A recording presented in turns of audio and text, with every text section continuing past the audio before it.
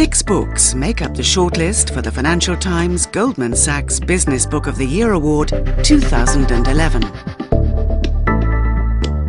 Poor Economics by Abhijit Banerjee and Esther Duflo. Written by the founders of MIT's Poverty Action Laboratory, Poor Economics is a transformative reappraisal of the world of the extreme poor. While billions of government dollars and thousands of organizations are dedicated to helping the world's poor, much of the work they do is based on assumptions that are untested generalizations at best and harmful misperceptions at worst. Working in dozens of countries over 15 years, Banerjee and Duflo have identified in Poor Economics wholly new aspects of the behavior of poor people, their needs, and the way that aid or financial investment can affect their lives, offering all of us an opportunity to think of a world beyond poverty.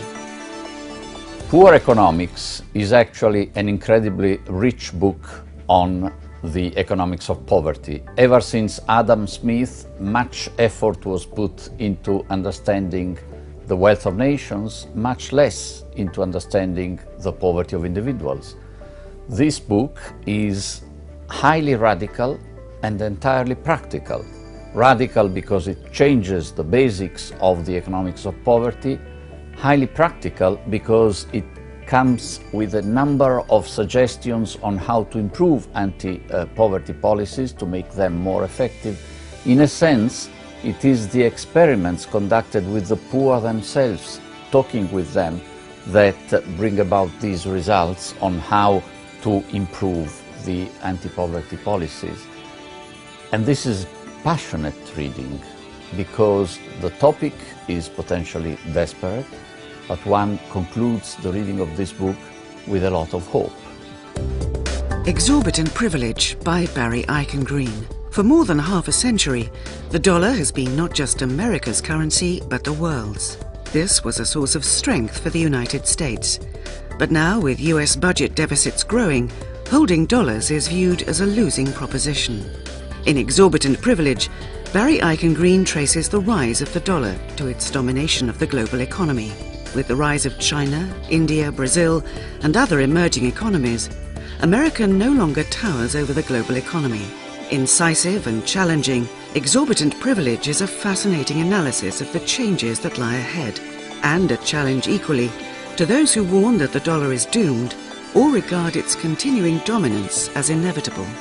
Exorbitant Privilege is a very enjoyable canter down the economic history of the US dollar, and a fair warning not to underestimate the role of the US dollar in the global economy and not to overestimate the future role of an untradable and non-trading renminbi.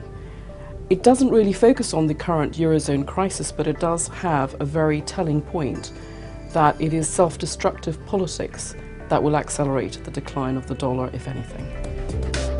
Triumph of the City by Edward Glaser. Pioneering urban economist Edward Glaser offers a fascinating, even inspiring proof that the city is humanity's greatest invention and our best hope for the future. He sets out to prove that cities are actually the healthiest, greenest, and culturally richest places to live.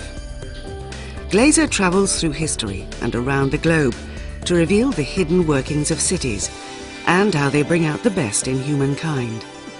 Using intrepid reportage, keen analysis, and eloquent argument, he makes an impassioned case for the city. With Triumph of the City, Glaser reminds us forcefully why we should love and nurture our cities, or suffer consequences that will hurt us all, no matter where we live. Triumph of the Cities identifies them as the engine of innovation from time immemorial. This is because they attract human capital and then create the climate for greater creativity and productivity as these people collide together and work together in close proximity. Some cities have remained very productive for a long period of time. London, Tokyo, New York, reinventing themselves. What makes that happen? Other cities like Detroit have floundered. What makes that happen? What are the lessons from both these cases? Another interesting factor from the book, cities are environmentally friendly. You have a much lower carbon footprint if you live on the 25th floor of a high-rise building in Manhattan as compared to a huge garden suburban house with trees in front of you.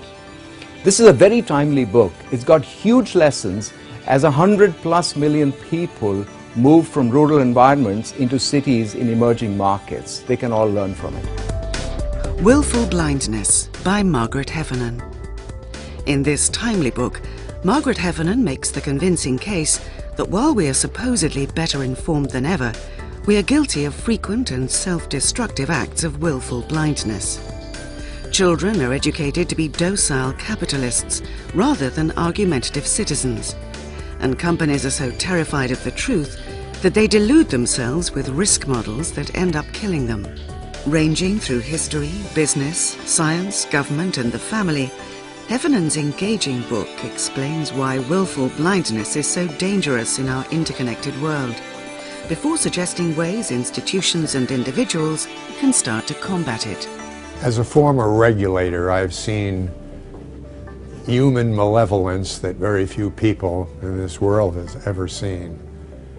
And Willful Blindness is a book that really points out why people go wrong, what characteristics they have which make them take that turn to the left, which could be catastrophic. And if any one of the books that I've read for this contest I had to select for my two children who are going into business, it would be Willful Blindness, because it points out the irrationality of the decision-making process and the importance, most critically, of going against conventional thinking. It is a compelling, well-written, fascinating story of what business life is and what twists and turns individuals can avoid by being mindful of their own frailty, being mindful of their own prejudices, and being able to stand up to so-called conventional thinking. Good Strategy, Bad Strategy by Richard Rummelt. Using compelling examples and penetrating insights, Richard Rummelt explores new and powerful ways leaders can tackle obstacles. He explains what is and what is not good strategy and good strategic thinking, and what actions organizations should embrace as well as avoid, using examples from world and corporate history, from Hannibal and Operation Desert Storm to IBM and Apple. In Good Strategy, Bad Strategy, Rummelt does not offer simplistic formulas for success. Instead, he explains the logic of good strategy and the sources of power that talented strategists have tapped, highlighting the pitfalls and fallacies one must avoid. You know, every business person, every CEO needs to know what makes a strategy good. And in Good Strategy, Bad Strategy, Richard Rummelt really shows the power of insight. Insight about your customers, insight about your markets, insight about what you can do. It's a fantastic book, and I'd recommend it to anybody who wants to build good strategy. The Quest by Daniel Yergin. In this long-awaited successor to his Pulitzer-winning The Prize, Daniel Yergin provides an essential narrative of global energy, the principal engine of geopolitical and economic change, and central to the battle over climate change. From the jammed streets of Beijing, the shores of the Caspian Sea, and the conflicts in the Middle East, to Capitol Hill and Silicon Valley, Yergin takes us inside the decisions and choices that are shaping our future. The Quest presents an extraordinary range of characters and a panorama of dramatic stories that illustrate the principles that will shape a robust and flexible energy security system for the decades to come. Daniel Yergin is one of the great narrative writers of our time in the business community. And in his book, The Quest, he certainly does not disappoint the reader. This is a very coherent expose of the key issues in the area of energy. What he does is not only does he write about the last 20 years on what happened and how we have come to this particular point of time, but also he draws up the key pointers for us for the next 20 years or so, and does it in a very compelling way.